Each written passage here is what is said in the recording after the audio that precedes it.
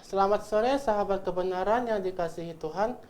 Kita kembali selamat datang di channel Facebook Live channel GBI Agrafe dalam program kesayangan kita, Belilah Kebenaran dan Jangan Menjualnya.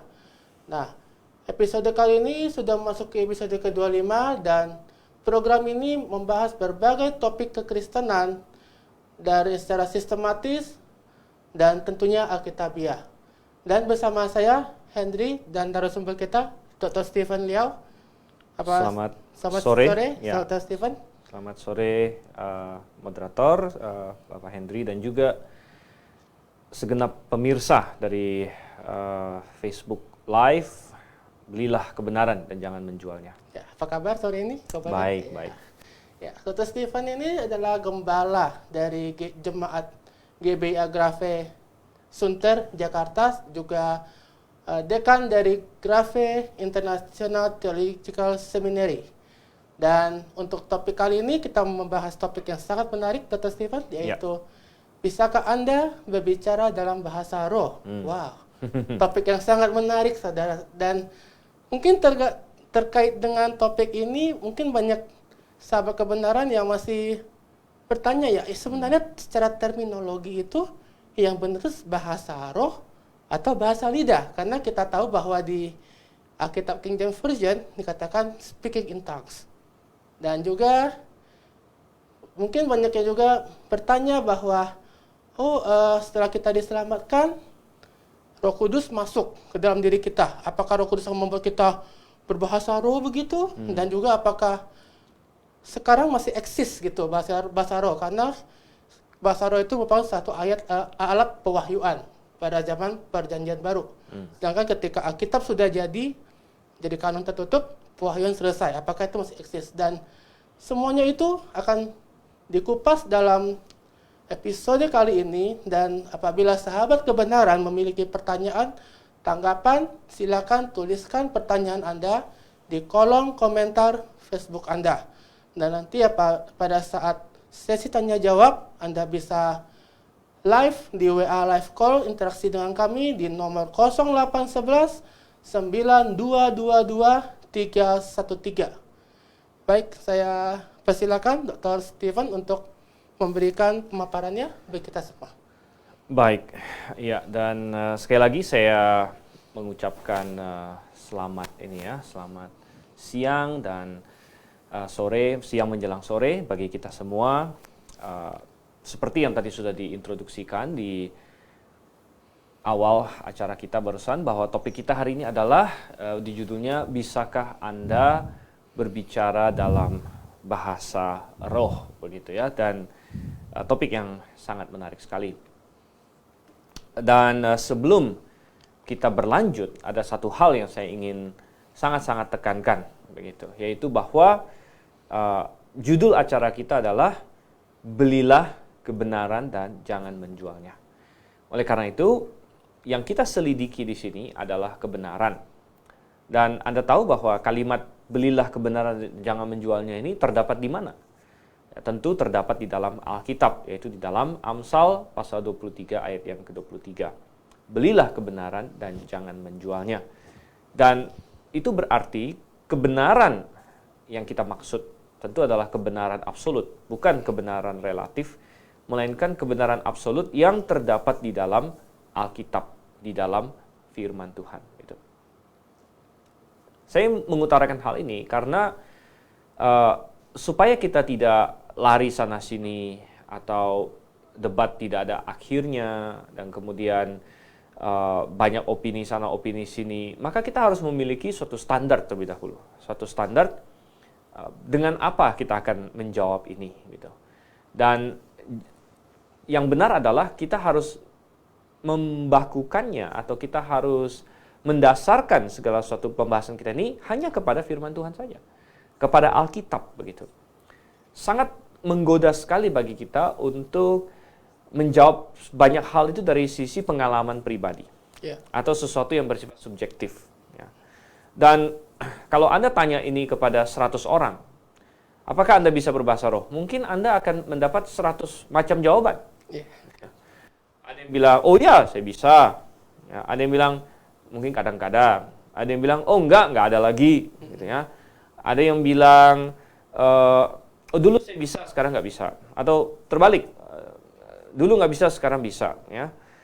Dan bisa saja ada 1001 jenis macam jawaban, gitu. Karena semuanya didasarkan kepada pengalaman subjektif, gitu. Nah, tidak berarti bahwa pengalaman subjektif manusia itu bukan sesuatu yang real. Ya, bisa saja kita mengalami sesuatu yang real, mengalami sesuatu yang kita rasa kita alami, tetapi kuncinya adalah kita harus selalu memakai firman Tuhan untuk menguji dan memahami pengalaman kita. Ya. Bukan sebaliknya, memakai pengalaman kita untuk memfilter apa yang mau kita terima dari Alkitab. Begitu. Itu salah. Alkitab adalah standarnya. 2 Timotius 3 ayat 16 dikatakan, segala tulisan yang diilhamkan Allah memang bermanfaat untuk mengajar, untuk menyatakan kebenaran, untuk memperbaiki kesalahan dan lain sebagainya. Jadi firman Tuhan ini bersifat korektif, bersifat standar, sedangkan yang kita alami ini bersifat subjektif.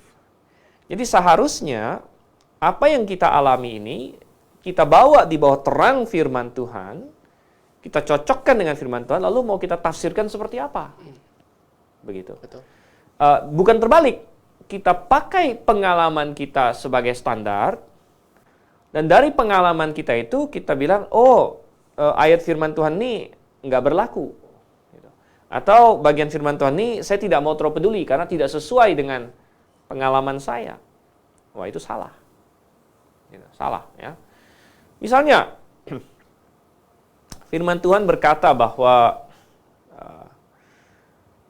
di Mazmur, ya macam-macam. Di Mazmur dikatakan orang bebal berkata tidak ada Allah. Ini contoh, ya. Orang bebal berkata tidak ada Allah. Oke, itu kita terima nggak sebagai kebenaran? Benar. Ya. Kalau kita terima sebagai kebenaran, lalu misalnya kita ketemu dengan seseorang ateis, dia bilang tidak ada Allah, tapi pinter sekali. Pintar argumentasi. Pinter, ya.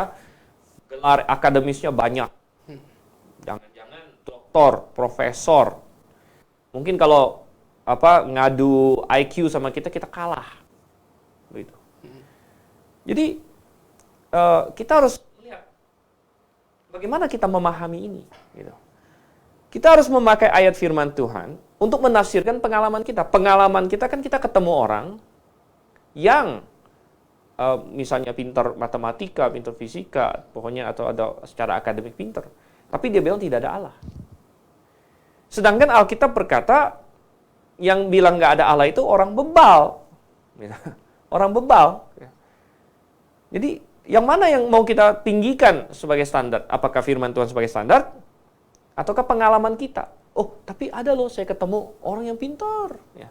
Dia bilang nggak ada Allah. Gitu. Nah, di sini ini kita berbicara mengenai hal yang sangat filosofis, sangat mendasar sekali. Yang saya lihat banyak orang Kristen gagal untuk memahami.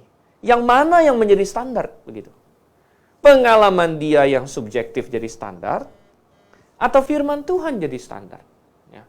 Nah, saya katakan yang benar adalah firman Tuhan jadi standar.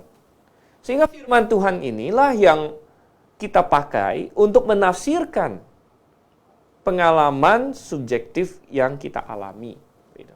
Sehingga dalam kasus misalnya yang tadi katakanlah seorang profesor doktor yang ateis, ya kita bisa berkata bahwa firman Tuhan menyebut dia bebal, gitu. Dan bebal itu rupanya bukan berarti IQ rendah. Bebal bukan berhubungan dengan IQ, intelligence quotient. Ya. Tetapi bebal di situ berbicara mengenai ketumpulan rohani, ya. Ketidakberhikmatan. Karena hikmat beda dengan pengetahuan, hikmat beda dengan IQ dan lain sebagainya. Dan kita bilang bahwa wah kasihan orang ini, gitu. Bukan lalu kita menjunjung dia karena dia hebat, dia pintar akademis dan sebagainya, tapi kita pakai firman Tuhan sebagai standar bahwa oh ternyata vonis Tuhan adalah bahwa orang demikian bebal. Nah, ini semua sebagai background bagi kita untuk masuk ke topik kita, yaitu bisakah Anda berbahasa roh? Apakah Anda bisa berbahasa roh? Baik. Dan untuk itu, ya, saya mengajak kita melihat Alkitab. Karena tadi kita bilang kesepakatan kita, saya harap semua sahabat kebenaran tentunya setuju, bahwa kita akan memakai firman Tuhan sebagai standar tertinggi kita. Dan untuk itu kita harus melihat, di manakah pertama kali di dalam Alkitab muncul fenomena bahasa roh, gitu ya. Dan sebenarnya kalau kita cek, ya, tapi saya agak sedikit mendahului di sini. Sebenarnya tidak ada istilah bahasa roh di dalam Alkitab. Ya, tidak ada istilah bahasa roh dalam Alkitab yang asli, begitu, yang bahasa asli. Nah, memang kalau Anda buka Alkitab bahasa Indonesia, ada dipakai istilah bahasa roh, terutama di surat 1 Korintus. Nanti kita akan lihat bahwa itu adalah terjemahan yang tidak tepat, ya, yang salah boleh dibilang. Tetapi kali pertama, ya, fenomena yang dimaksudkan oleh bahasa roh itu, walaupun tidak ada istilah bahasa roh, terjadi ada dalam Kisah Para Rasul. Jadi coba kita buka terlebih dahulu Kisah Para Rasul, pasalnya yang kedua. Ya, saat Pentakosta, ya. Saat hari Pentakosta yang setelah kebangkitan Yesus. Dan sedikit informasi kepada pemirsa juga bahwa karena topik bahasa roh ini, dalam tanda kutip bahasa roh ini, topik yang luas, kita akan bagi menjadi minimal 2 kali pembahasan, ya. Jadi ada minggu ini, kemudian ada minggu depan, dan minggu ini kita akan lebih berfokus kepada apa itu sebenarnya bahasa roh. Apa sebenarnya bahasa roh? Apa yang dimaksud bahasa roh? Atau memang jangan-jangan bahasa roh itu istilah yang kurang tepat, begitu kan? Lalu sebenarnya apa dan lain sebagainya. Nah, minggu depan, ya, nanti topiknya akan lebih difokuskan kepada apakah bahasa roh itu atau apapun nanti istilah yang akan kita temukan itu memang masih ada hari ini atau tidak. Gitu. Nah, jadi kita fokus ke apa itu sebenarnya bahasa roh. Ya. Tapi seperti tadi saya katakan, sebenarnya istilah bahasa roh itu sendiri tidak ada. Itu suatu istilah yang salah. Nanti kita akan lihat. Tapi kita akan baca dulu dari ayat 1, ya, sampai dengan ayatnya yang ke-11. Oke, dan minta moderator kita untuk membantu membacakan, ya. Baik, Kisah Rasul pasal 2 ayat 1 sampai 11. Ya. Demikian firman Tuhan, ketika tiba hari Pentakosta, semua orang percaya berkumpul di satu tempat.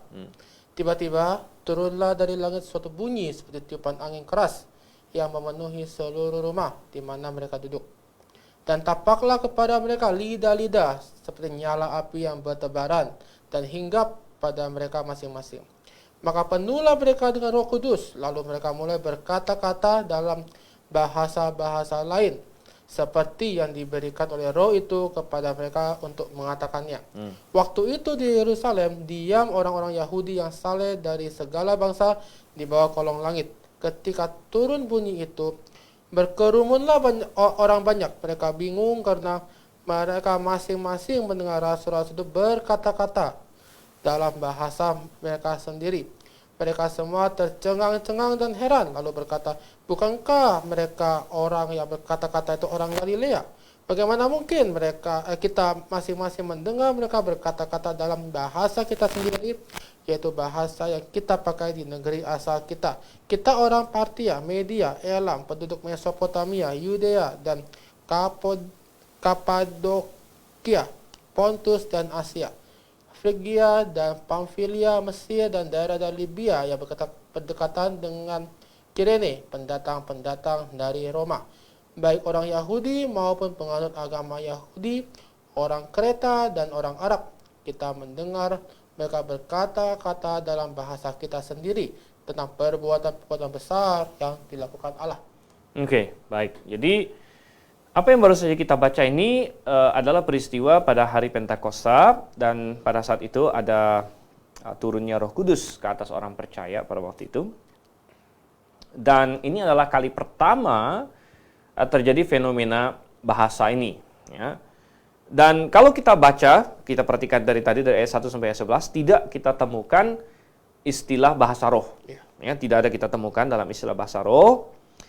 Tetapi apa yang terjadi ada di ayat 4. Di sini ya. Selain fenomena-fenomena lain seperti angin yang keras, kemudian ada nyala api, ada lidah api di atas kepala masing-masing. Maka yang paling menonjol pada hari itu muncul di ayat yang keempat. Maka penuhlah mereka dengan Roh Kudus, lalu mereka mulai berkata-kata dalam bahasa-bahasa lain. Gitu. Jadi inilah yang terjadi sebenarnya, yaitu berbicara dalam bahasa-bahasa lain, dalam bahasa-bahasa plural, jamak ya, dalam banyak bahasa. Gitu. Jadi mereka mulai berkata-kata dalam bahasa-bahasa lain.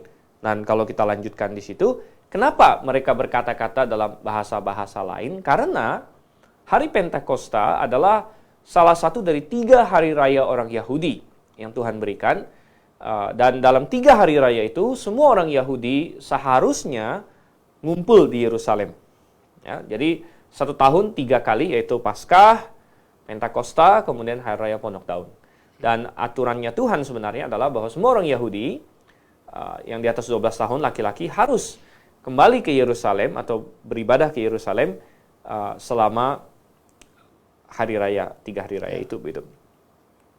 Jadi pada hari raya Pentakosta banyak orang Yahudi yang tinggal di berbagai tempat di seluruh dunia waktu itu yang berziarah balik ke Yerusalem. Ya, jadi mereka ini adalah orang-orang yang sudah tinggal di tempat lain.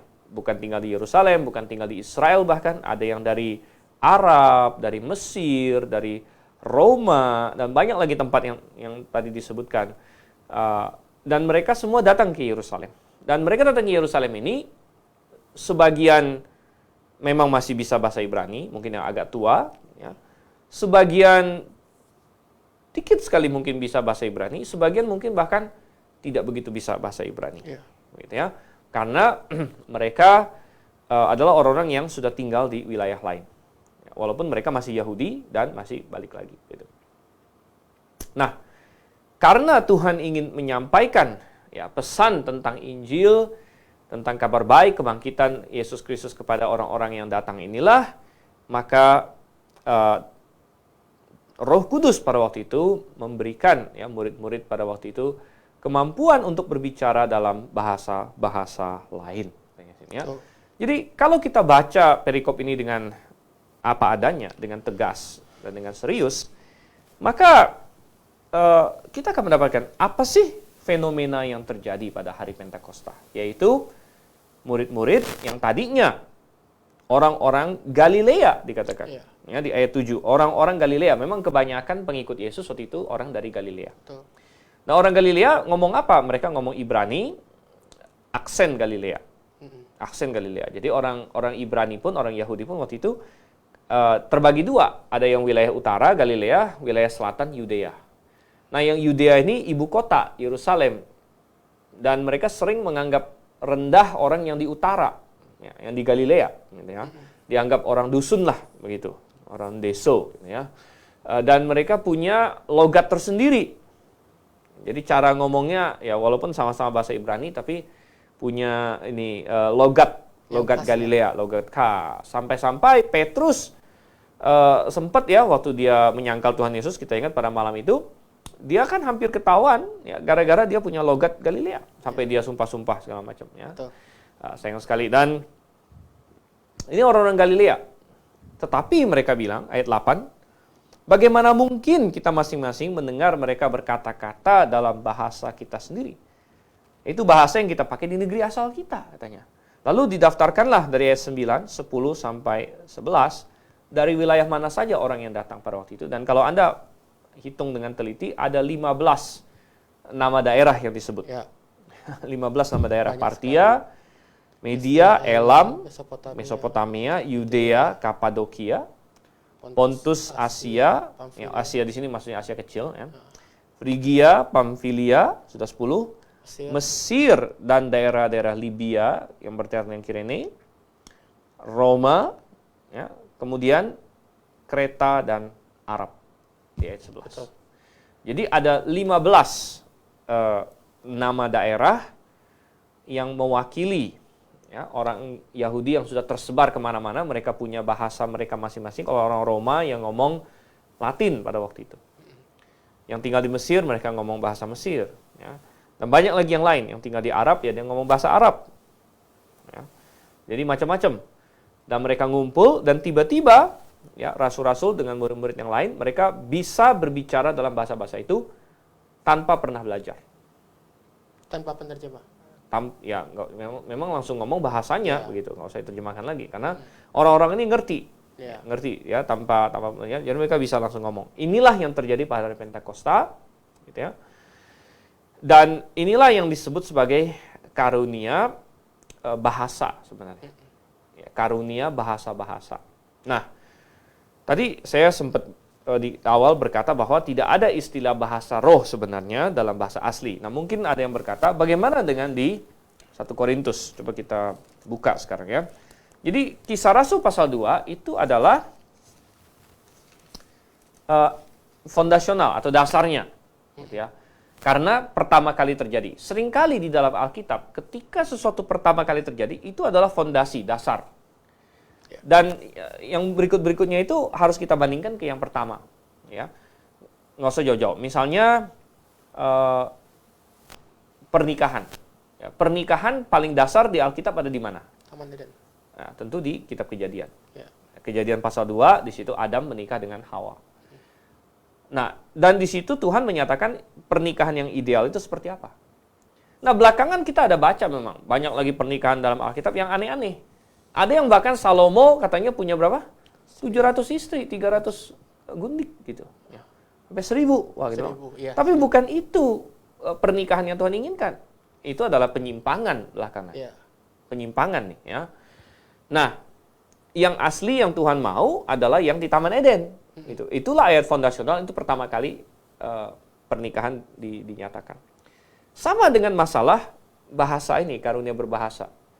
Yang fondasional, yang mendasar, yang perlu menjadi basic bagi semua orang adalah di Kisah Rasul pasal 2. Begitu. Itu pertama kali Roh Kudus diturunkan, mereka tiba-tiba dapat karunia, ya, dan karunia itu adalah mereka bisa berbicara dalam bahasa-bahasa lain yang tadinya mereka tidak pelajari. Nah, itu harus menjadi dasar. Nah, di 1 Korintus memang karunia ini dibahas lagi, tapi di 1 Korintus itu terjadi penyimpangan sebenarnya. Jadi Paulus menulis surat 1 Korintus untuk mengoreksi ya, banyak kesalahan yang terjadi di jemaat Korintus. Dan itu dalam banyak hal. Mereka ada salah masalah disiplin jemaat, mereka ada salah masalah perpecahan dalam jemaat, mereka ada salah masalah perjamuan Tuhan, dan mereka juga salah masalah karunia-karunia termasuk dalam bahasa lidah. Ya, atau karunia berbahasa-bahasa begitu. Dan salah satu kesalahan mereka adalah mereka ngesok pakai karunia mereka dan berebutan, show off begitu ya, berebutan dan sembarangan jadinya. Dan Paulus marah. Paulus marah sehingga Paulus bilang semuanya harus teratur. Ya, harus teratur. Nah, coba kita lihat sekarang. Mereka akan bilang, ya, ini ada karunia berbahasa lidah katanya. Ya, misalnya kita buka mulai dari pasal ini ya, 12. pasal 12 ayat 10. Coba kita lihat, boleh tolong dibaca. Baik, kisah 1 Korintus 10 dan 11 ya. 1 Korintus 12 ayat 10 dan 11 demikian firman Tuhan. Kepada yang seorang roh memberikan kuasa untuk mengadakan mukjizat, dan kepada yang lain ia memberikan karunia untuk bernubuat, dan kepada yang lain lagi ia memberikan karunia untuk membedakan bermacam-macam roh, kepada yang seorang ia memberikan karunia untuk berkata-kata dengan bahasa roh, dan kepada yang lain yang memberikan karunia untuk menafsirkan bahasa roh itu, tetapi semuanya itu dikerjakan oleh roh yang satu dan yang sama, yang memberikan karunia kepada tiap-tiap orang secara khusus seperti yang dikehendakinya. Baik. Nah, jadi kita melihat di sini ada orang berkata, nah bukankah ada istilah bahasa roh di sini, di ayat 10 kan? Kalau kita tadi Anda perhatikan di tengah-tengahnya, kepada yang seorang katanya, ia memberikan karunia untuk berkata-kata dengan bahasa roh. Nah, saya katakan di sini, terjadi kesalahan sebenarnya, di mana di dalam bahasa aslinya tidak ada kata roh di situ. Jadi saya akan bacakan bahasa asli di sini. Saya ambil dalam Alkitab ya, bahasa Yunani, dan saya akan bacakan. Dikatakan allo de energemata dunamon, katanya ya. Jadi kepada yang seorang dia memberikan karunia untuk ini mukjizat gitu. Allo de profeteia, kepada yang lain dia kasih nubuat. Allo de, allo itu yang lain ya. Allo de diakriseis pneumaton. Nah, diakriseis pneumaton ini membedakan roh, berbagai roh. Jadi kata roh dalam bahasa Yunani adalah pneuma. Ya, jadi diakriseis pneumaton, membedakan macam-macam roh. Nah, kemudian allo de kepada yang lain lagi, katanya, hetero katanya, hetero de genegloson. Genegloson. Jadi genegloson itu berarti bermacam-macam bahasa sebenarnya. Ya, bermacam-macam bahasa, dan diterjemahkan di sini berkata-kata dalam bahasa roh, tidak ada kata roh. Roh itu ada di yang sebelumnya, untuk membedakan macam-macam roh itu ada roh di situ, kata pneuma. Ya. Tetapi kemudian kepada yang seorang yang memberikan karunia untuk berkata-kata dengan bahasa roh itu tidak ada. Sebenarnya mestinya kepada yang lain dia memberikan bermacam-macam glosa ya, gloson. Jadi glosa itu apa? Glosa itu adalah literalnya lidah, tetapi bisa juga artinya bahasa. Gitu, ya. Karena memang lidah itu mengucapkan bahasa. Pakai mengucapkan bahasa. Gitu ya. Bahkan dalam bahasa Inggris, tongue itu bisa berarti bahasa. Yeah. Ya, kalau kita bilang mother tongue itu berarti bahasa ibu kita. Bahasa ibu kita. Ya. Jadi saudara yang kasih sama Tuhan, mestinya dikatakan adalah berkata-kata dengan berbagai bahasa, berbagai-bagai bahasa. Dan ini konsisten. Kalau Anda baca nanti ya di pasal 13, di pasal 14, setiap kali ada kata bahasa roh di situ, itu dalam bahasa aslinya tidak ada kata roh sebenarnya. Nah, kalau kita sudah memahami istilah yang tepat, maka kita mulai bisa menjawab, apakah Anda bisa berbahasa roh? Nah, kalau orang bertanya begitu pada saya menjawab lagi, apa yang dimaksud dengan bahasa roh sebenarnya? Yeah. Gitu kan? Bahasanya roh yang mana dulu? Gitu. Betul. Roh yang mana ini bahasa roh? Gitu. Alkitab tidak ada bicara soal bahasa roh. Gitu. Alkitab ada berbicara mengenai karunia untuk berbicara dalam bahasa-bahasa. Begitu. Dan kalau ditanya apakah saya bisa bicara dalam bahasa-bahasa, jawabannya bisa, dalam pengertian saya bisa beberapa bahasa. Yeah. Saya bisa bahasa Indonesia, saya bisa bahasa Inggris, ya. Saya bisa bahasa Yunani, Ibrani, walaupun pasif, ya, hanya dalam konteks membaca Alkitab misalnya. Saya bisa mungkin bahasa Chinese sedikit-sedikit, gitu ya. Jadi saya bisa berbicara dalam bahasa-bahasa, tetapi ini beda dengan karunia. Betul. Karunia bahasa-bahasa berbeda. Saya tidak punya karunia berbahasa-bahasa. Karena apa? Karunia bahasa-bahasa itu berarti tidak pakai belajar, Tuhan kasih langsung. Iya, bahasanya kita perlu belajar sendiri. Nah, sedangkan semua bahasa yang tadi saya sebut yang kebetulan saya bisa, ya, itu memang saya dapatkan secara alami, natural, entah karena memang bahasa ibu saya seperti saya lahir di Indonesia, ataukah saya belajar, ya. Belajar bahasa-bahasa tersebut. Ini berbeda dengan Petrus dan teman-teman pada hari Pentakosta. Makanya orang semua bingung, ini orang Galilea, logat Galilea, tiba-tiba ngomongnya seperti itu, gitu ya, ngomongnya seperti itu. Nah, jadi kita melihat ini adalah apa yang Alkitab katakan. Dan ya, maka kita bandingkan dengan apa yang sering diklaim sebagai bahasa roh pada hari ini. Ya, orang sering mengklaim bahasa roh, ya, di gereja-gereja tertentu orang katanya berbahasa roh, gitu ya. Nah, sekali lagi, ketika kita memakai terminologi yang salah, maka bisa timbul konsep-konsep yang salah. Betul. Terminologinya sudah salah gitu. Bahasa roh katanya. Jadi dia pikir karena dalam konsep dia sudah terpatri bahasa roh itu seperti apa, mungkin karena dia lihat contoh orang lain ya atau lain sebagainya, sehingga apa yang terjadi ya adalah dia punya konsep mestinya seperti ini. Sehingga yang terjadi apa? Yang hari ini banyak diklaim bahasa roh. Dia mengeluarkan suara-suara yang tidak ada aturannya. Tidak jelas. Tidak jelas, begitu kan? Tidak dimengerti. Dengan suku kata yang kayak dicampur aduk gitu. Kayak kita Mungkin ngambil seperti orang baca mantra. ya, kayak kita ngambil apa ya? Ngambil kamus, dipotong-potong per suku kata di blender. Iya. Gitu kan? Wah, entah dadu baru gitu, Iya. ya. Macam-macam gitu ya. Jadi wah, orang bilang ini bahasa roh. Begitu. Tapi apakah itu yang terjadi pada hari Pentakosta? Bukan. Kalau itu yang terjadi hari Pentakosta, mereka nggak ada yang ngerti. Ya. Tetapi pada hari Pentakosta, orang yang pendatang-pendatang ini ngerti semua. Malah kaget. Loh kok dia ngomong bahasa saya? Begitu. Tanpa belajar lagi. Tanpa belajar lagi. Begitu kan? Nah, sedangkan yang terjadi hari ini bukan bahasa. Ya. Nah, mungkin ada orang berkata, "Weh, tunggu dulu Pak Steven.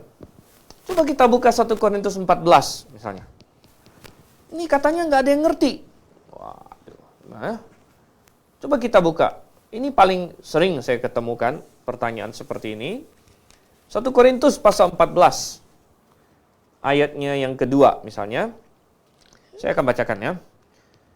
Siapa yang berkata-kata dengan bahasa roh, tidak berkata-kata kepada manusia tetapi kepada Allah. Sebab tidak ada seorang pun yang mengerti bahasanya. Oleh roh ia mengucapkan hal-hal yang rahasia. Tetapi siapa yang bernubuat, ia berkata-kata kepada manusia, yang membangun, menasihati, dan menghibur. Siapa yang berkata-kata dengan bahasa roh, ia membangun dirinya sendiri. Tapi siapa yang bernubuat, ia membangun jemaat. Nah, mereka bilang, lihat nih. Ayat 2, siapa berkata-kata dengan bahasa roh tidak berkata-kata kepada manusia, tetapi kepada Allah. Katanya. Waduh, oke. Pertama, terminologi dulu, masalah terminologi. Tidak ada kata roh di sini, sekali lagi ya. Saya bacakan bahasa aslinya. Saya bacakan ya di dalam 1 Korintus 14 ayat yang kedua. Ya. Dikatakan, Hogar lalon glose. Ya, jadi gar itu sebab gitu ya. Hogar lalon glose. Jadi barang siapa yang berkata-kata dengan glose, dengan lidah. Ya. Barang siapa yang berkata-kata dengan lidah. Lidah itu tadi kita bilang apa? Bahasa. Bahasa. Ya. Nah, kalau dalam KJV, ya, dia tambahkan dalam cetak miring, karena dalam dalam Alkitab KJV, ketika dia menerjemahkan sesuatu dan dia merasa perlu menambahkan satu kata, tapi dia tahu katanya itu nggak ada dalam bahasa aslinya, dia cetak miring. Okay. Maksudnya ini untuk memuluskan pengertian, tapi sebenarnya kata ini nggak ada, gitu. Tapi untuk memuluskan pengertian. Maka KJV menambahkan kata unknown. Ya, unknown. Maksudnya bahasa yang tidak dikenal. Ya, jadi kalau KJV dia terjemahkan begini. For he that speaketh in an unknown tongue. Jadi barang siapa yang berbicara dalam tongue ini apa? Tongue ini tadi bahasa. Ya. Barang siapa yang berbicara dalam bahasa yang tidak dikenal, ya, maka dia bicara kepada Tuhan, bukan kepada manusia. Tetapi saudara yang kasih dalam Tuhan, yang dimaksud di sini bukanlah sembarangan ngucapin mantra atau istilahnya tadi ngaduk-ngaduk kosakata tadi itu, mengaduk-ngaduk suku kata gitu, babi sisa gitu, bukan. Ya. Bukan itu yang dimaksud. Yang dimaksud adalah tetap berbicara dalam bahasa, cuman bahasanya tidak dikenal. Dan itu benar bagi siapapun yang pernah mencoba belajar bahasa baru. Ya. Kalau Anda tidak ngerti bahasanya, Anda bengong. Iya. Pernah nggak Anda misalnya masuk ke kerumunan orang, ya, atau di satu grup, tiba-tiba mereka semuanya ngomong bahasa apa Anda nggak ngerti? Ya Anda bengong aja di sana. Nggak nyambung. Iya memang nggak nyambung gitu. Anda bengong. Nah makanya saya bilang tadi, apa yang tertulis dalam 1 Korintus sebenarnya adalah penyimpangan. Penyimpangan. Yang aslinya ada di dalam dalam Kisah Para Rasul. Di mana ada audience yang orang bisa berbahasa lain, mereka ngomong dalam bahasa itu. Di Korintus itu kota di daerah Akaya, itu daerah Yunani. Jadi orang-orang di Korintus itu bisanya bahasa Yunani. Kalau misalnya ada yang ngomong dalam bahasa lain, yang unknown tadi itu, ya, misalnya ada yang dapat karunia, dia ngomong dalam bahasa Jepang misalnya. Iya. Ya, nggak ada orang Jepang di Korintus waktu itu. Ya, kalau Indonesia sih belum ada lah, gitu ya. Bahasa Indonesia kan ini, Sumpah Pemuda kan baru, masih jauh gitu. Ya. Atau ada orang ngomong bahasa mana gitu. Ya, bahasa Rusia ya juga ini belum sih sebenarnya waktu itu ya. Pokoknya ada orang ngomong bahasa apalah di situ ya, bahasa Mandarin misalnya. Ya, Cina sudah ada. Iya. Maka ya nggak ada yang ngerti gitu. Iya. Dan dia bicara sama Tuhan kalau gitu. Bicara sama Tuhan. Ya. Bicara sama Tuhan, manusia nggak ada yang ngerti.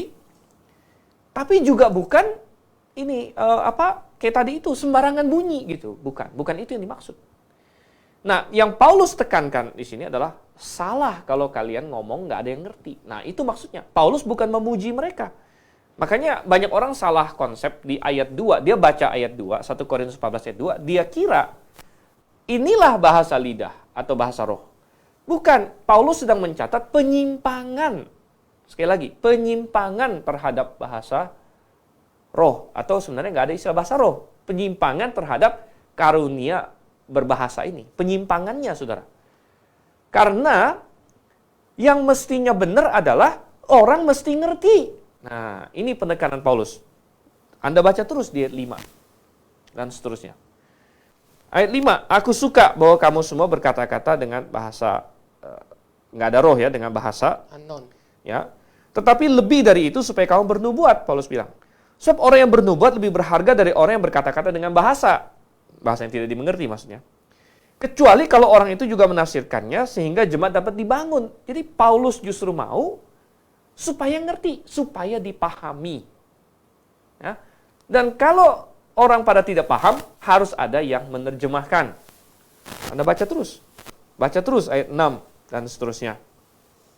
Sehingga dia bilang bahwa penekanan Paulus seluruh pasal 14 ini adalah harus dimengerti. Jadi banyak orang Kristen salah ya, dia ambil 1 Korintus 14 ayat 2, dia kira ini bahasa roh itu seperti ini nih. Ya, nggak ada yang ngerti. Nah, itulah bahasa roh katanya. Gitu.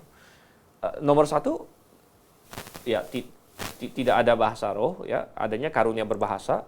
Ya. Nomor 2 bukan itu maksud Paulus. Paulus sedang menegur mereka justru. Dia nyindir mereka. Kok kamu ngomong nggak ada yang ngerti gitu. Cuman Tuhan yang ngerti. Ini sindiran sebenarnya. Iya. Ya.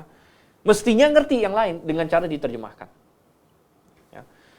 Sehingga kembali kita melihat fenomena yang terjadi hari ini di banyak tempat, yaitu orang mengeluarkan bunyi-bunyi yang tidak berartian. Nah, lalu ada lagi yang bilang begini, tapi itu juga bahasa loh, katanya. Mungkin kamu nggak ngerti aja bahasanya, gitu. Bukan, ya, bukan. Karena boleh direkam dites lah ini bahasa apa, nggak ada. Tidak ada. Dan memang tidak mungkin ada. Karena bahasa itu, walaupun itu bahasa asing, dia pasti punya struktur. Punya grammar, punya struktur. Ya. Sedangkan yang terjadi itu tidak ada struktur, tidak ada grammar, dan diulang-ulang terus saja. Ya, dan sudah ditemukan oleh penelitian, orang yang gereja-gereja katakanlah di Amerika yang berbahasa Inggris, yang memunculkan fenomena ini, mereka memakai syllable atau suku kata yang mirip bahasa Inggris. Sedangkan yang di Indonesia, dia pakai syllable atau suku kata yang mirip bahasa Indonesia. Itu berarti sebenarnya itu buat-buatan dalam otak mereka, ya mereka mencampur adukan suku kata yang mereka sudah ketahui. Oke, saya rasa kita akan stop sampai di sini. Kita akan memberikan kesempatan untuk interaktif, ya. Dan memang saya bilang tadi ini topik yang panjang, tapi kita akan lanjutkan lagi ya, kita akan lanjut terus di sesi-sesi berikutnya ya, tapi kita interaktif dulu sekarang. Ya, baik, terima kasih Dr. Stephen atas pemaparannya, dan saya ingatkan kepada sahabat kebenaran untuk jangan lupa jika ada pertanyaan silakan tulis pertanyaan Anda di kolom komentar Facebook ada, dan setelah akan lewat nanti kita akan ada sesi interaktif tanya jawab, dan kami akan segera kembali, jangan kemana-mana.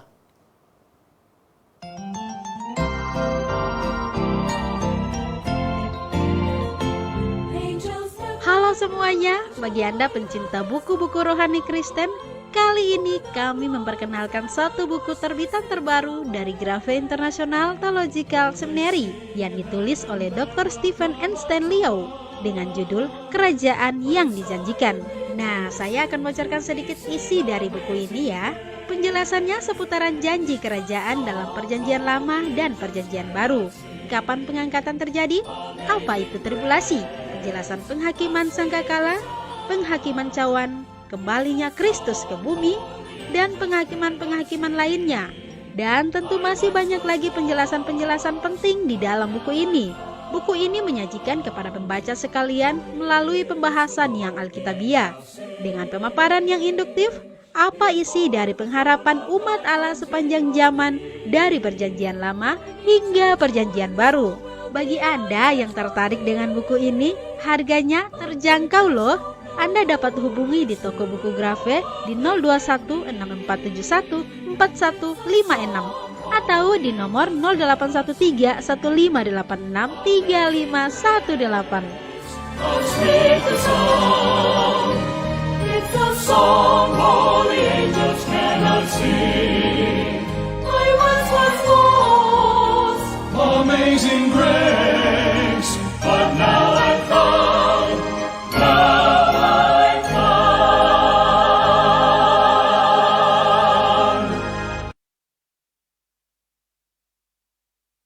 Sahabat kebenaran sekalian, kembali kita di program kita belilah kebenaran dan jangan menjualnya.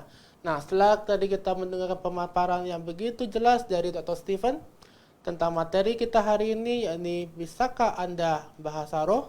Nah, kami membuka sesi interaktif. Jika Anda memiliki pertanyaan, silakan langsung tuliskan pertanyaan Anda di kolom komentar, dan jika Anda ingin langsung interaktif dengan kami melalui WA call, silakan call di 0811 9222 313. Baik, Dr. Stephen, sudah ada pertanyaan yang datang nih, yang sudah ada masuk pertanyaan dari Bapak Tobi Obi. Ya. Iya. Baik. Nah, beliau menanyakan soal ini, mungkin 1 Korintus 14 ayat 2 yang tadi sedang dibahas itu mungkin bisa dibahas secara singkat, mungkin beliau masih belum jelas atau apa. Oke.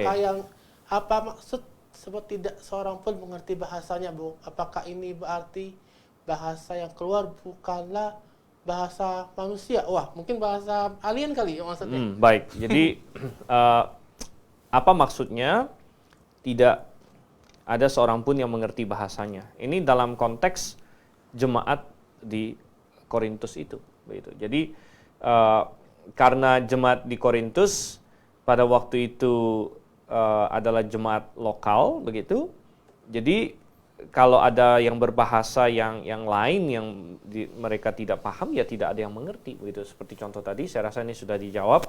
Kalau misalnya ada yang berbahasa Mandarin pada waktu itu. Tidak ada orang Tidak ada yang mengerti begitu. Ada yang berbahasa Jawa bisa, saya waktu itu di situ ya. Yang nggak ada yang mengerti pada waktu itu begitu di situ. Bukan dalam pengertian bahwa ini bahasa alien tadi begitu ya. Memang nggak ada alien sebenarnya begitu. Nah, ada yang bertanya, apakah ini bahasa malaikat? Ya, coba kita lihat. Dan itu diacu kepada 1 Korintus 13, ini sering ditanyakan juga. 1 Korintus 13 ayat 1, sekalipun aku dapat berkata-kata dengan semua bahasa manusia dan bahasa malaikat. Tapi jika aku tidak mempunyai kasih, aku sama dengan gong yang berkumandang dan canang yang gemerincing. Jadi ada yang bilang, oh jangan-jangan yang dipakai bahasa malaikat ya. Nah, mengenai apakah malaikat punya bahasa mereka sendiri, ini dipertanyakan. Ya, karena Alkitab tidak ada mengindikasikannya, satu-satunya referensi hanya di ayat ini saja. Sedangkan kalau kita baca di dalam Alkitab, malaikat itu pakai bahasa apa? Begitu. Maka kita mendapatkan di dalam Alkitab, setiap kali malaikat ada mendatangi seseorang, malaikat langsung berkomunikasi dalam bahasa orang tersebut. Begitu. Misalnya, malaikat pernah datang sama siapa? Ya, dalam Alkitab nih. Malaikat pernah datang sama macam-macam ya. Tentu yang banyak orang Israel. Ya, dan dia bicara dalam bahasa Israel. Pernah ada malaikat Tuhan tampil kepada Bileam. Ya. Nah, Bileam ngomong pakai bahasa apa? Ternyata malaikat langsung ngomong pakai bahasa apa. Malaikat pernah tampil kepada Abimelek dalam mimpi, ya, dan dia ngomong sama Abimelek. Jadi intinya gini, dalam Alkitab setiap kali malaikat ketemu orang, dia langsung bisa komunikasi dalam bahasa tersebut. Sehingga bisa juga ditafsirkan bahwa yang dimaksud dengan bahasa malaikat di sini adalah kemampuan untuk semua bahasa. Gitu, ya. Tetapi sekalipun katakanlah misalnya memang malaikat punya bahasanya sendiri, misalnya, gitu ya. Itu pun bukanlah fenomena yang terjadi hari ini. Gitu. Karena fenomena yang terjadi hari ini, saya katakan tadi, suku-suku katanya, itu suku-suku kata dari bahasa yang sudah ada, tapi dicampur aduk. Gitu. Dicampur aduk. Jadi, ini berbeda dengan suatu sistem bahasa yang baru sama sekali. Gitu ya. Oke, lanjut. Baik, ada pertanyaan kedua, karena ini mungkin banyak pertanyaan, mungkin ditanggapi secara singkat, biar semuanya terjawab gitu. Baik, ya. kita persingkat jawabannya ya. Ya. Kemudian ketika keturunan Roh Kudus saat Pentakosta, apakah semua yang mengerti bahasa roh dari rasul itu berarti menerima karunia menafsirkan bahasa roh? Sudah terjawab semestinya kalau tadi mengikuti pembahasan. Ya, tidak juga, karena mereka langsung dari bahasa asli mereka. Berarti tidak ada pada waktu itu tidak diperlukan karunia menerjemahkan karena targetnya sudah bisa bahasa-bahasa tersebut. Ya. Yang memerlukan karunia penerjemahan adalah ketika target audience sebenarnya tidak mengerti bahasa yang dipakai. Begitu. Oke, baik. Baik, yang ketiga. Selain rasul, apakah bisa menerima karunia bahasa roh saat zaman itu? Kemudian ketika sudah menerima karunia bahasa roh, apakah sifatnya permanen atau tanda tangan? Mungkin sesekali atau gimana mungkin maksudnya? Baik, selain rasul jelas ada yang menerima karunia itu.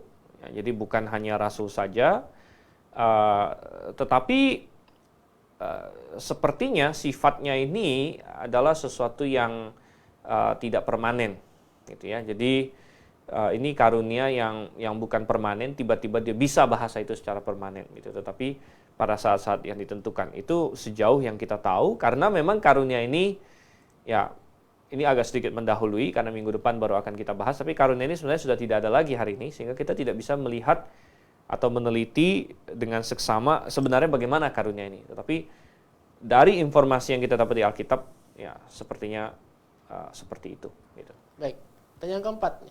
Saat penurunan Roh Kudus, mungkin saat Pentakosta, para rasul yang berbahasa roh itu apakah tiba-tiba bisa berbahasa lain yang ia tidak bisa? Oh jelas ya.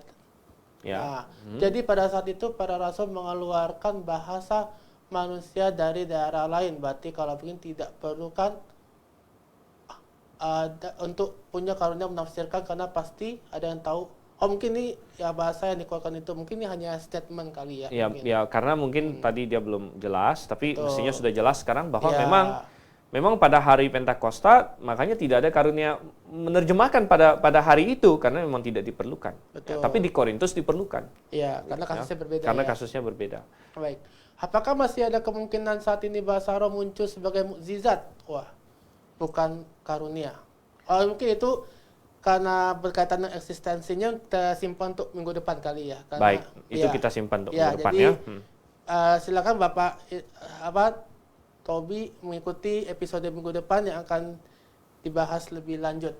Baik, Dr. Stephen ada pertanyaan berikutnya Baik. dari Saudara Tantio. Pak, selamat sore Pak dari Pontianak. Wah, kita ditonton dari Pontianak nih Pak. Oh iya. Wah, luar salam, biasa salam ya. ya kepada Iya. Saudara Tantio. Baik, saya ingin bertanya, ada artikel yang menyatakan bahwa bahasa roh yang dipakai itu merupakan bahasa dukun voodoo. Wah, yang mengundang roh-roh jahat.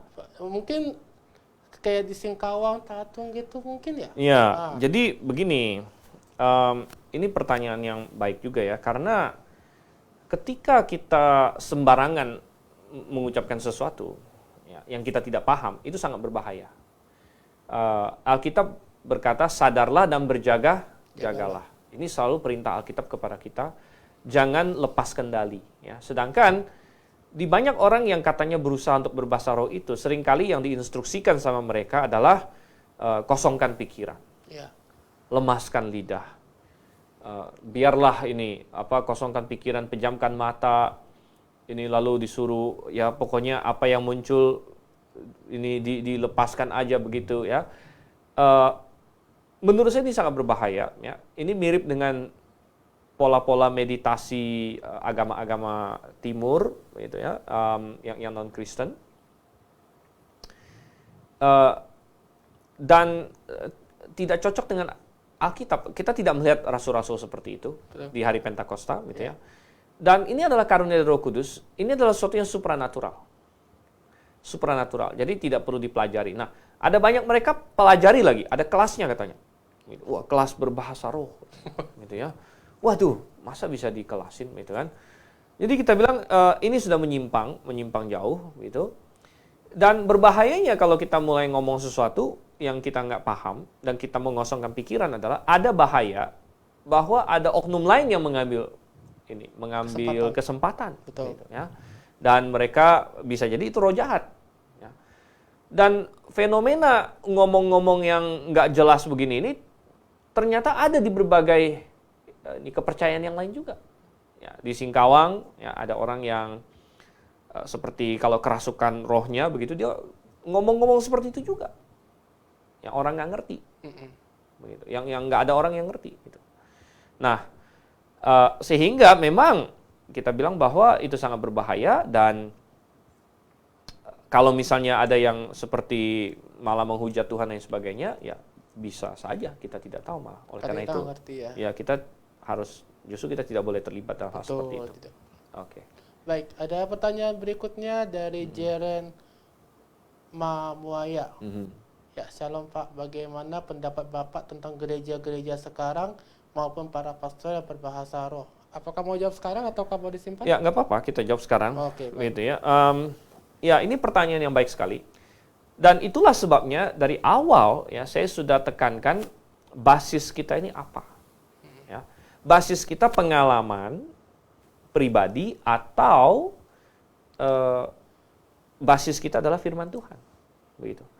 Jangankan kita bicarakan orang lain si ini si itu, ada orang yang bahkan dirinya sendiri pernah gitu. Oh, saya pernah itu katanya. Ya. Saya pernah berbahasa roh tapi sudah yang kasih Tuhan. Ada banyak di antara mereka yang kemudian menyelidiki Alkitab. Kemudian mereka berbalik kepada firman Tuhan dan mereka mengakui bahwa itu salah pada waktu itu. Ya. Itu tidak sesuai dengan firman Tuhan. Ya. Jadi sekali lagi bukan pengalaman, oh si ini melakukannya, oh si itu melakukannya, tapi apa kata firman Tuhan. Ya. Dan firman Tuhan adalah mereka ngomong pakai bahasa-bahasa lain, gitu. Mereka yang sekarang katanya ya, pendeta-pendeta berbahasa roh lain sebagainya, apakah itu seperti yang di Alkitab? Coba kita nilai. Ya. Kita nilai, Alkitab standar kita, Alkitab mengoreksi kita. Dan ternyata tidak. Mereka bukan bicara bahasa lain yang nggak pernah mereka pelajari. Ya. Mereka sembarangan buat bunyi, begitu boleh kita bilang. Dan itu sangat disayangkan. Dan itu berarti tidak sesuai dengan firman Tuhan. Tidak sesuai dengan firman Tuhan, itu adalah produk palsu sebenarnya. Ya, produk palsu bukan karunia yang Tuhan berikan, tetapi yang pura-pura mau menjadi karunia yang Tuhan berikan. Show off gitu ya. Ya. Baik. Masih ada pertanyaan berikutnya dari Bapak Tobito Obiwa.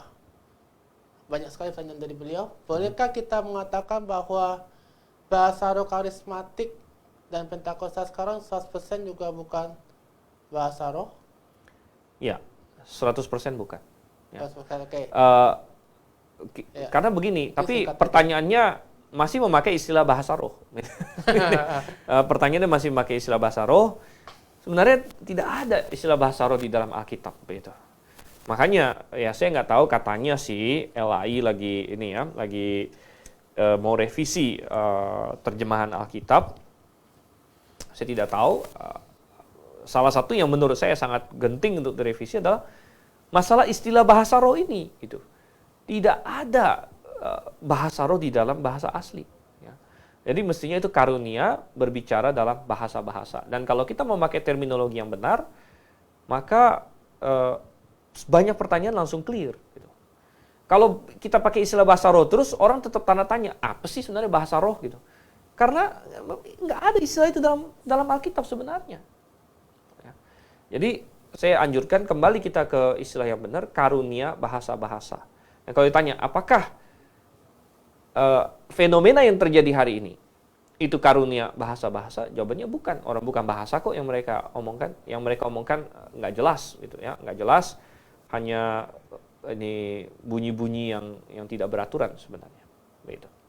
Baik, ada pertanyaan berikutnya dari Bapak Anbul. Apakah bahasa roh dapat dikaruniakan kepada semua orang ataukah hanya khusus kepada para gembala? Wah. Oke, apakah dikaruniakan kepada semua orang? Tadi kita sudah baca 1 Korintus 12 ayat 10 sampai 11. Coba kita baca lagi. Kepada yang seorang roh memberikan kuasa untuk mengadakan mukjizat, kepada yang lain ia memberikan karunia untuk bernubuat, kepada yang lain lagi ia memberikan karunia untuk membedakan bermacam-macam roh. Kepada yang seorang ia memberikan karunia untuk berkata-kata dengan bahasa, tadi ya, bahasa-bahasa. Dan kepada yang lain ia memberikan karunia untuk menafsirkan bahasa itu atau menerjemahkan bahasa itu. Tetapi semuanya ini dikerjakan oleh roh yang satu dan yang sama, yang memberikan karunia kepada tiap-tiap orang secara khusus seperti yang dikehendakinya. Jadi jawabannya adalah pada waktu itu di abad pertama, karunia berbahasa-bahasa ini diberikan kepada orang percaya. Jadi orang percayanya tidak harus rasul, tidak harus gembala, tapi orang percaya saja bisa, tetapi bukan kepada semua orang percaya. Artinya Alkitab mengajarkan Tuhan kasih karunia yang khas kepada tiap-tiap orang. Ada yang dapat karunia ini, ada yang dapat karunia ini, bukan semuanya dapat sama begitu. Nah, ini juga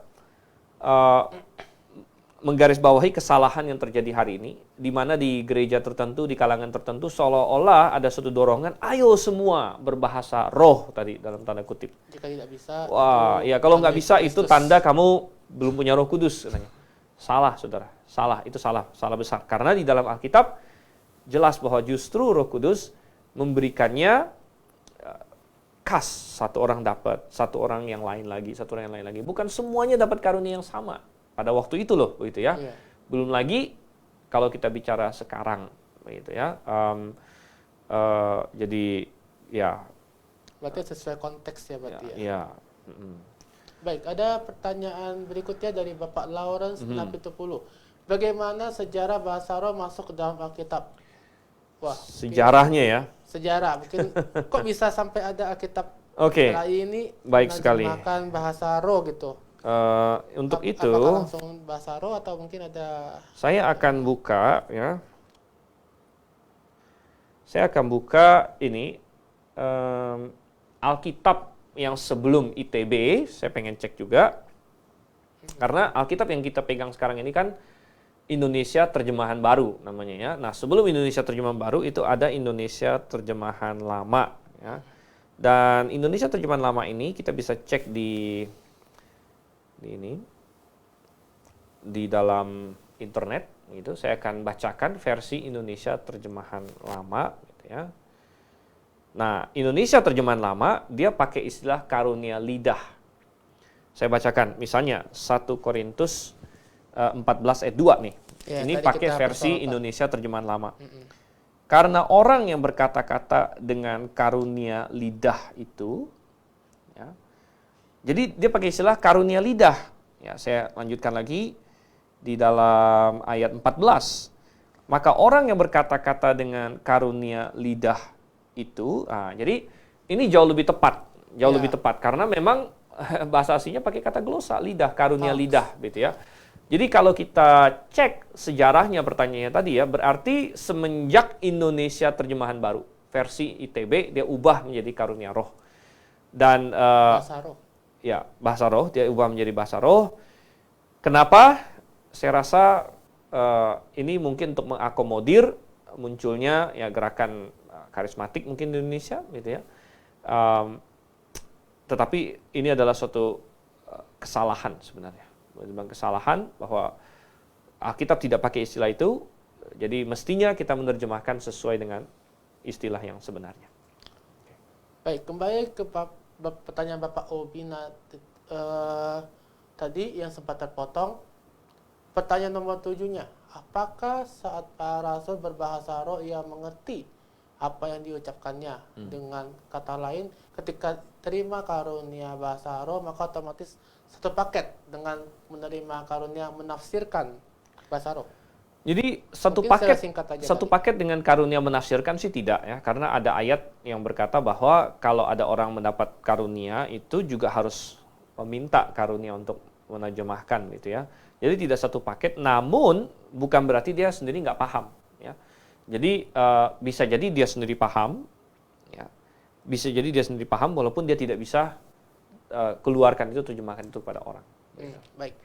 Pertanyaan berikutnya, fungsi bahasa roh selain untuk keperluan penginjilan zaman itu, apakah ada fungsi lainnya? Apakah benar para rasul juga berbahasa roh secara pribadi untuk diri sendiri ketika berdoa dan tidak ada orang gitu? Iya. Tidak orang mungkin. Ini salah, tidak ada ya, tidak ada dalam Alkitab tercatat bahasa roh sendirian begitu ini ya. Tetapi apakah ada fungsi lain? Tentu ada fungsi lain. Fungsinya adalah untuk sebagai tanda penghakiman bagi orang Yahudi sebenarnya ya. Nanti kita akan bahas itu minggu depan. Baik. Nah, 9. Apakah saat berbahasa roh terdengar suara yang dikeluarkan secara audible atau bisa saja tanpa suara? Mungkin Jelas suara audible. Iya. Jelas suara audible karena harus didengar oleh orang. Bisa didengar ya. Ya. Betul. Kalau nggak bersuara bukan berbicara namanya. Baik. Nomor 10. Mengapa Paulus menyarankan saat berbahasa roh harus berganti-gantian seorang demi seorang? Apakah ini juga mengindikasikan bahwa kalau berdoa mengeluarkan suara tidak boleh bersamaan? Iya benar, karena kita mau teratur, karena kita mau dengar apa yang diomongkan, lalu kita mau menyetujui, mengatakan amin, gitu kan? Kalau bersaut-sautan, ya repot begitu. Yang satu ngomong begini, satu itu jadi bingung mau dengerin yang mana. Iya. Gitu ya. Yang ada crowded ya. Ya, Baik. Nah, pertanyaan berikutnya, apakah ada kemungkinan kalau bahasa roh ialah bahasa yang orang itu kuasai, misalnya orang Indonesia, tetapi semua orang yang mendengarkannya yang tidak bisa berbahasa Indonesia, misalnya pada saat itu ada orang China, India, dan lain-lain, tiba-tiba mengerti dan mendengarkannya seperti bahasa mereka masing-masing gitu? bukan.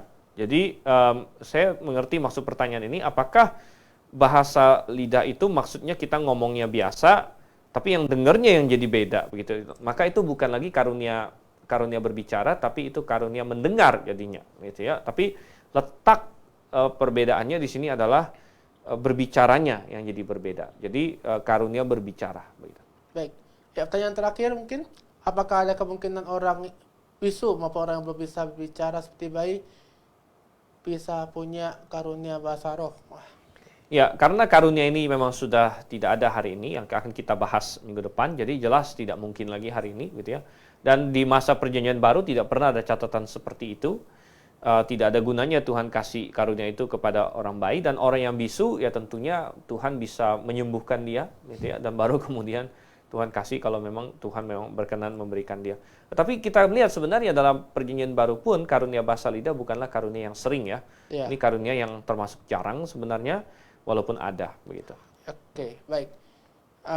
Oke, karena waktu juga yang akan memisahkan kita, saya persilakan Dr. Stephen untuk memberikan closing statement untuk pembahasan kita pada hari ini. Baik, jadi mari kita junjung tinggi Alkitab untuk segala sesuatu, termasuk untuk masalah bahasa, karunia berbahasa ini, suatu topik yang banyak terjadi perbedaan di antara orang Kristen, tetapi kalau kita setuju, kita mau menjunjung tinggi Alkitab, maka kita temukan bahwa Alkitab cukup clear mengatakan apa sih sebenarnya karunia ini. Karunia ini adalah untuk berbicara dalam bahasa-bahasa lain yang tadinya kita tidak pahami. Dan sebenarnya Tuhan punya tujuan khusus kenapa waktu itu diberikan, dan kita akan bahas minggu depan dan di sesi-sesi selanjutnya, apakah ini masih diperlukan hari ini, ataukah memang sudah berhenti. Jadi, junjung tinggi terus Alkitab, kejar terus kebenaran. Baik.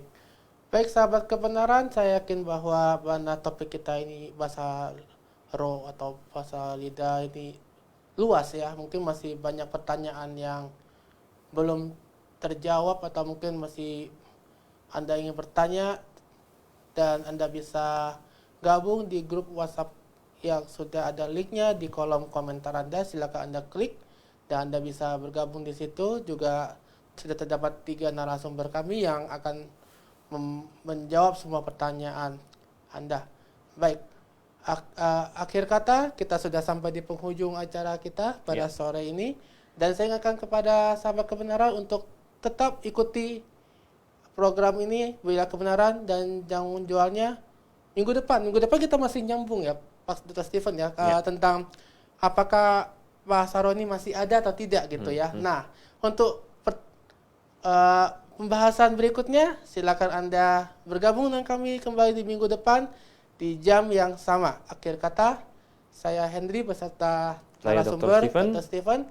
Ya, kami mengucapkan dan juga segenap kru yang bertugas pada sore ini dari Studio 1 GBI Grafe mengucapkan selamat melanjutkan aktivitas Anda dan Maranatha.